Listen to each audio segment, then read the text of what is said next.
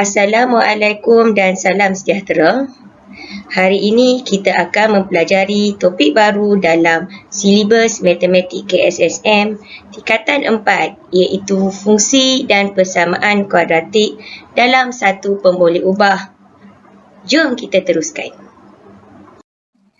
Dalam video kali ini, pelajar-pelajar akan dapat mengenal pasti dan menerangkan ciri-ciri ungkapan kuadratik dalam satu pemboleh ubah. Sebelum kita pergi lebih lanjut, pelajar perlu mengetahui tentang ungkapan kuadratik dalam satu pemboleh ubah.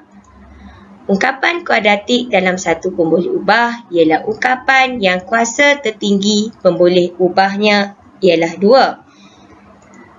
Bentuk suatu ungkapan kuadratik ialah AX kuasa 2 tambah BX tambah C dengan keadaan A, B dan C ialah pemalar dan A tidak sama dengan sifar. X ialah pemboleh ubah.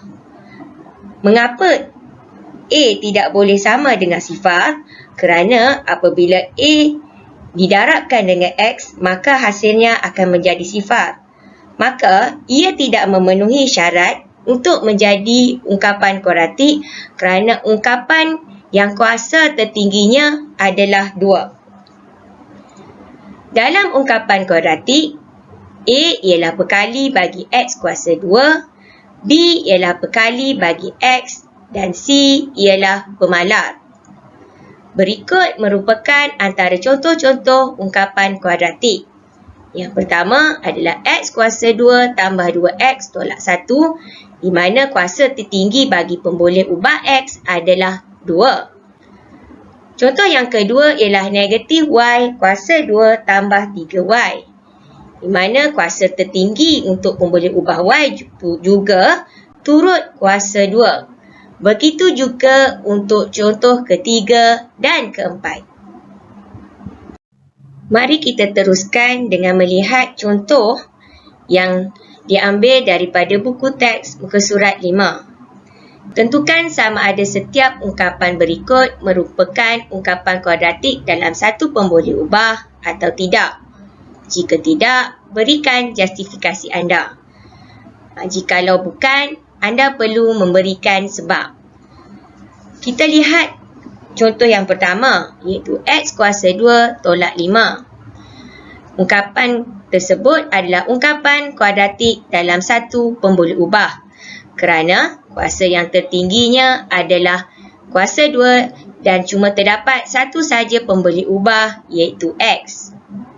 Soalan yang kedua, bukan ungkapan kuadratik dalam satu pemboleh ubah kerana terdapat dua pemboleh ubah iaitu X dan Y. Kita tengok soalan yang berikutnya. Soalan yang berikutnya juga bukan ungkapan kuadratik dalam satu pemboleh ubah kerana kuasa tertinggi pemboleh ubahnya adalah 3. Untuk soalan yang keempat, juga bukan ungkapan kuadratik dalam satu pemboleh ubah kerana kuasanya adalah bukan nombor bulat. 1/2 bukan nombor bulat. Untuk soalan yang terakhir, N tolak 1, dia dalam bentuk pemfaktoran. Jadi kita perlu melakukan proses pengembangan.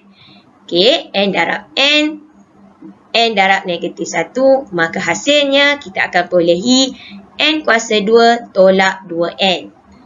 Barulah kita dapat tentukan bahawa ungkapan ini adalah ungkapan kuadratik dalam satu pemboleh ubah ataupun bukan.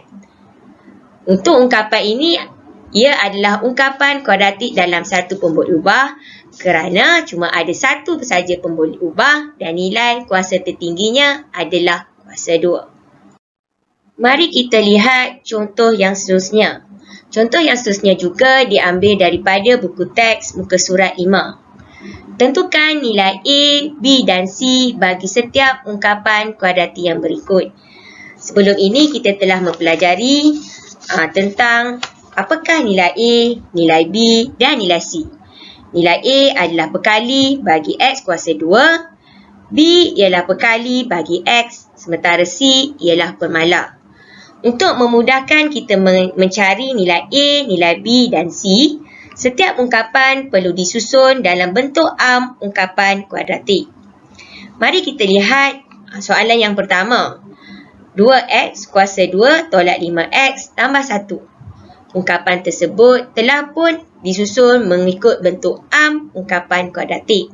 Jadi, kita boleh terus dapatkan nilai A, iaitu sama dengan 2, B sama dengan negatif 5 dan C sama dengan 1. Kita teruskan untuk soalan yang berikutnya. X kuasa 2 tolak 2x. Okey. Untuk soalan ini, nilai C tiada. Jadi, bila nilai C tiada, maksudnya nilainya adalah sifar. Jadi, apabila kita susun dalam bentuk arm, kita dapat mencari nilai A bersamaan dengan 1. Okay, X kuasa 2 tak ada apa-apa depan ni. Maksudnya nilainya adalah 1. B bersamaan dengan negatif 2 dan C bersamaan dengan sifar. Untuk soalan C pula, 2Y kuasa 2 tambah 1. Oleh itu, kita perlu tulis dalam bentuk arm 2Y kuasa 2 tambah, tak ada apa-apa, maksud nilainya adalah sifar, tambah 1. Okey, jadi nilai A adalah 2, B sama dengan sifar, C sama dengan 1. Untuk soalan yang seterusnya, negatif 1 per 2P kuasa 2 tambah 4P. Okey, untuk soalan ini nilai C tiada. Jadi, kita tulis dalam bentuk arm, negatif 1 per 2 P kuasa 2 tambah 4P tambah sifar. Oleh itu, nilai A bersamaan dengan negatif 1 per 2, B bersamaan dengan 4 dan C bersamaan dengan sifar. Untuk soalan yang seterusnya, apabila kita lihat susunannya tidak mengikut susunan bentuk arm ungkapan kuadratik. Untuk memudahkan kita mencari nilai A, nilai B dan C, kita perlu menyusun dalam bentuk arm iaitu A X kuasa 2 tambah BX tambah C. So, bila kita susun, keadaannya akan jadi seperti ini. Negatif 2X kuasa 2 tolak X tambah 1. Okey, negatif X bermaksud perkalinya adalah negatif 1. Oleh itu, nilai A adalah negatif 2, B adalah negatif 1 dan nilai C adalah 1. Okey, kita teruskan lagi dengan soalan yang berikutnya iaitu 4X kuasa 2. Cuma ada satu saja ungkapan untuk perkali X kuasa 2. Oleh itu, nilai B dan nilai C bersamaan dengan sifar. Jadi, kita dapat mengenal pasti ataupun mencari nilai A bersamaan dengan 4 dan nilai B dan C bersamaan dengan sifar. Untuk soalan G, kita perlu mengembang terlebih dahulu ungkapan yang diberi. Okey, kita perlu darab 2R darab R, 2R darab negatif 3. Okey, apabila kita mendarab kedua-dua ini, hasilnya akan mendapat 2R kuasa 2 tolak 6R. Okey, setelah itu kita dapat mengenal pasti bahawa nilai A bersamaan 2, nilai B bersamaan dengan negatif 6 dan nilai C bersamaan dengan sifar. Tengok pula contoh yang terakhir, H kuasa 2 tambah 3 per 2H tolak 4. Okey, yang ini mudah saja untuk kita mencari nilai A, nilai B dan C kerana dia disusun mengikut bentuk arm ungkapan kuadratik. Okey, H kuasa 2 maksudnya perkali di sini adalah 1, B bersamaan dengan 3 per 2 dan C bersamaan dengan negatif 4.